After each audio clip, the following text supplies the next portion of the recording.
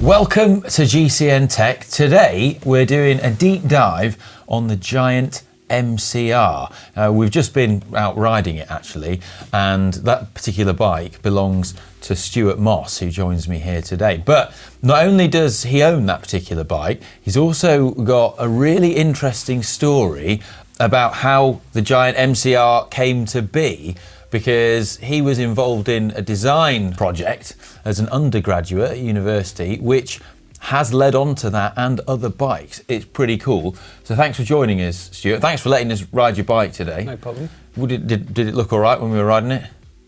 Yeah, it looked pretty quick. Yeah. Well, if you want to see us riding it and see it up against a modern Aero bike, we've got it over on the GCN main channel. But we're going to nerd out now. We're going to geek out on the finer details of that particular bike, because you've brought some stuff here that shows when you were designing the original sort of prototype bike that sort of came to be the Giant MCR. Mm-hmm. But just take us from the beginning. Like, so what happened? Tell the viewers the story of sort of what you did in your university studies. So I was on a design degree at Loughborough University, and one of the major projects that we worked on, you needed to have a client to work on a particular product design kind of activity. And the thing I chose to work on was, around about that time, the Lotus bike was big in the news, and it was a main focus for any cyclist wouldn't it be amazing if the Lotus bike was in reach of the masses?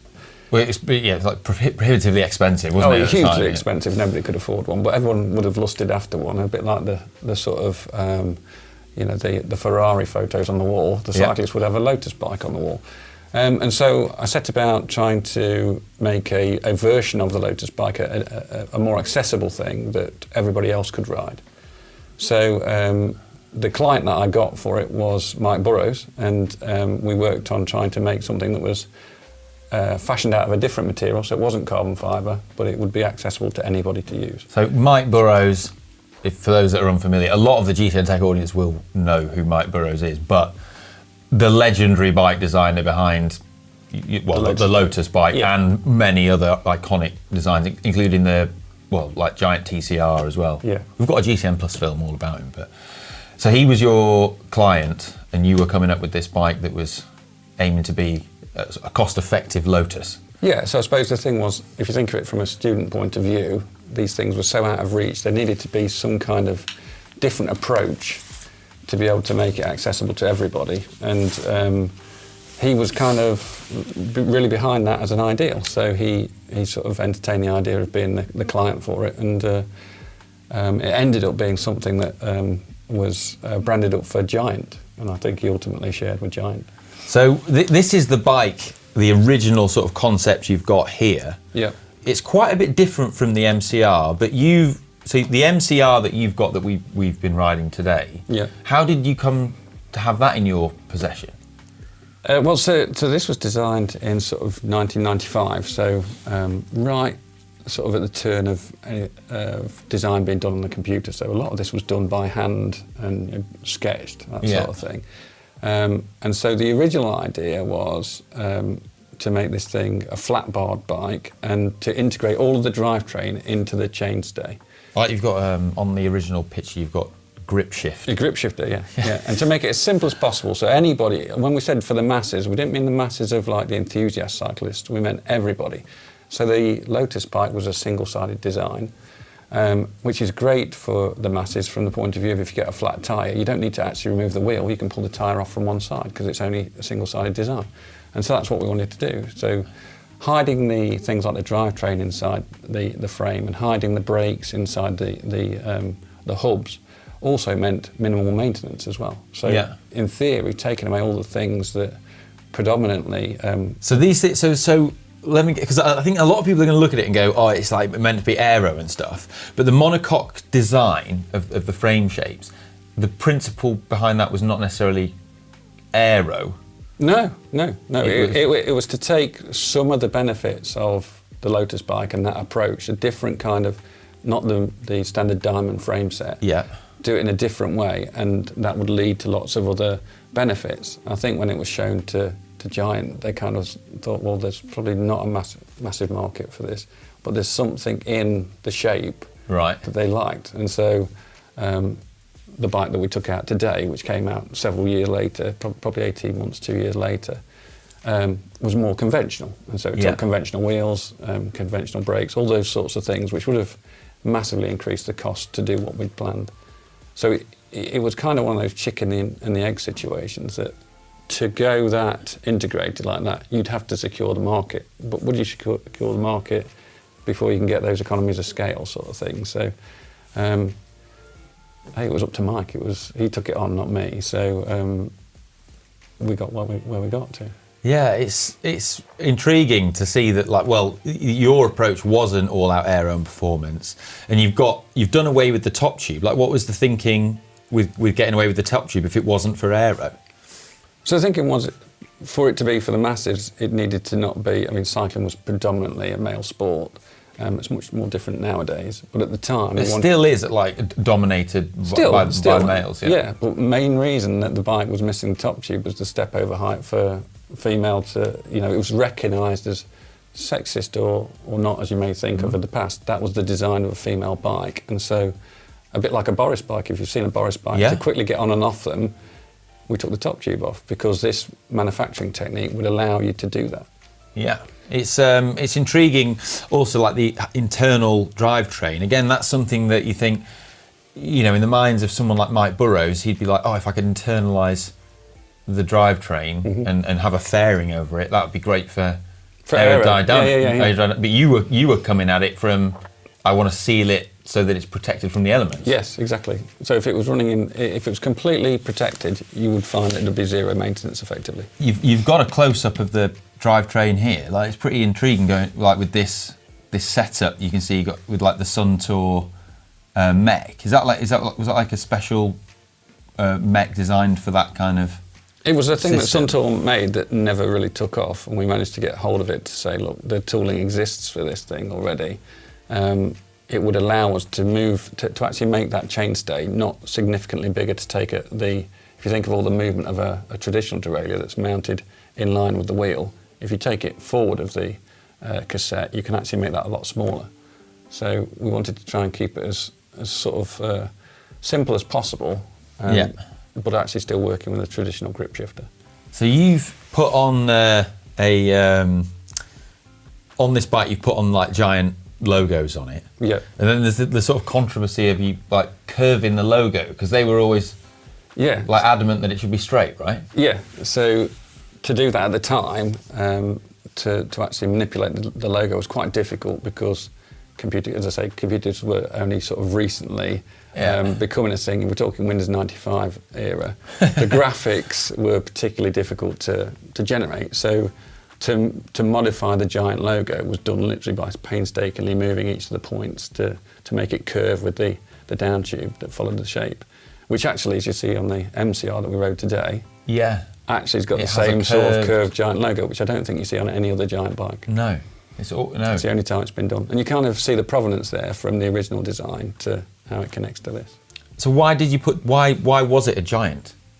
Well, because Mike was the client, and he said it ought to be branded as a particular manufacturer for it to give it more sort of credibility, if you like. And he, for whatever reason, told me it needed to be Giant. Right. I didn't know he was talking to Giant at the time. Right. So where did you meet Mike then? Well, I really wanted to do the project. So I thought, well, in those days, it wasn't about social media and, sending someone an email. I just looked in the yellow pages and found Burrows' engineering phone number and just rang till he answered the phone and said, I've got this crazy idea. He was a guy who liked crazy ideas. Would you be my client for this project? And the rest is... The rest is history. The rest is history, yeah. So you met with Mike and you sort of, did this project, came up with this bike. Then what's where does it go from there then? How does it come that you've done this as a project and then 2 years later or whatever it is, the MCR comes out and you're like, hang about? Well, good question. It's a good question. So I suppose Mike attended the degree shows to come and look at all these things, so he was aware of this. He was the client. and he knows why we need to put a Giant logo on, and it appears as a Giant bike later on. Oh, arguably, unfortunately he's not here to tell us the story, but it came out later. So I have a sneaking suspicion that he shared it with Giant, and Giant, then it led to some of that design thinking, led to what became the MCR. Yeah, sort of evolution. Well, it's come full circle now, hasn't it? Because, we were talking about it earlier, and you were saying about the Cadex bike that's been used by, Cadex is Giant, essentially. Yes, and like special products for Giant, yeah. And there's the Cadex triathlon bike, which has been used in the Ironman World Champs by Blumenfeld. Yeah. And, you can see the silhouette's the silhouette, like the DNA, the evolution of it moving through. But it's crazy when you think, when you say that the idea of just having that big down tube is for step through and is for, like having a step through frame rather than Aero, and then that bike is all about Aero, and it's got that feature. So I suppose the missing link then is there's photos of Mike with the bike that I would say links between the two, which is something that he built, which looks very much like the MCR, but is single-sided. Right. But it does have the integrated drivetrain hidden in the chainstay. So there's he took the idea, he took the step further in between the two, which was his own personal bike that he used. And that you can see the MCR plating in that, but it's the one bike that you will see which has actually got the hidden drivetrain. Yeah. You've got some of your other, these are from your degree show. Yes, these are the boards that would have been behind the actual model. So you had to make a scale model of the actual product you were making. So there was a full-size wooden model. Where is it now? In pieces. So so this is not a carbon fibre monocoque. That's a wooden prototype. So it's a wooden prototype, which in those days was kind of like the way you did things. And so we're talking like over 25 years ago, right? And the intention was for this thing to be moulded as a kind of a glass fibre, almost a plastic bike with a foam filling, so that would provide the strength. So the combination of the two provided the strength. And if you look at some of the technologies, one of the things that was part of the design was to have like a tracker built in. So if you think of things like the Apple trackers that exist nowadays, one of those would have been injected with the foam, but because the strength of the design relied on the foam and the shell being intact, if you cracked the frame to try and get the tracker out, the frame would effectively collapse. So there's no reason to steal it, because you could get tracked, or if you wanted to remove the tracker, you destroy the bike. So why steal it? Yeah, like a modern iPhone. It's a good design. It is a good design idea. Yeah. I can appreciate it. You think, why more bikes now? Bike theft is growing problem. You think, why more bikes now not fitted with an inbuilt tracker? It's a great idea. Well, the big problem with this was not very easy to lock it up because there's no diamond. So you needed to do it a different way. Where do you lock it to? So you've got all the boards here, like where you're talking about the resin injection and like how it makes. So your idea was not carbon, like you say, it's like a GRP construction. Yes. Which is pretty intriguing. It would have been interesting to know how that had actually worked as well. I guess would it have been sufficiently stiff or whatever, or Well, we investigated it at the time. There's a company still trading today called Fibre Light, which is in Skipton, and they looked at it and said that they could mould this thing. It never got that far. So one of the things that intrigues me about the design, when we talk about modern aero bikes now, a lot of people talk about the gap that you have behind, say, the front wheel and then the down tube. And a common feature you see now is trying to make that gap as small as possible. Yeah. Whereas the MCR has a noticeable big gap there. Mm-hmm. And then, but at the back it's actually really tight, where it all fits in with the rear wheel. But I just find it fascinating that then you can see that the design of the MCR in that regard is just so similar to your bike, and it shows that thinking in aerodynamics hasn't it's developed, it's come a long way in the last 20 years. I think the thing that's the difference is when we sketched the cross sections for that. That's why I say we. When I designed the cross sections for this, it was done with a pencil on paper. Yeah. And the steps in computer-aided design have allowed the optimization of those shapes now have made things like the Cadex, undoubtedly one of the most aerodynamic bikes available, because the technology has moved forwards. I mean, were you like thinking in terms of aerodynamics at all? Like yeah. I mean, it was an ode, if you like, to the Lotus bike. Yeah. It was thoughtful like that. There was a aerodynamic cross section to it, whether it was the right one for all the intricate interactions between the different components, and as airflows come off the wheels and that sort of thing. It's probably up for debate, but we didn't have the technology then to do that sort of thing. It was done by feel. So where is the brake on this design? Because I just can't see it, that's all, when you look at the image of it. We put a hub brake system on this bike so that it was all integrated and for minimum maintenance. So ideally the whole of the braking system is enclosed inside the hub. Yeah. Well, it makes sense, I guess, from then, like the anti-theft angle and stuff. Yeah. It's like a wheel that isn't designed to... Yeah, you'd never take the wheels off because it's single-sided design. You can pull the tyres off without removing the single-sided thing is cool. It's a shame that they did away with that when they did the thing. Yeah. So, like, what is... so then, so you see that the MCR comes out then.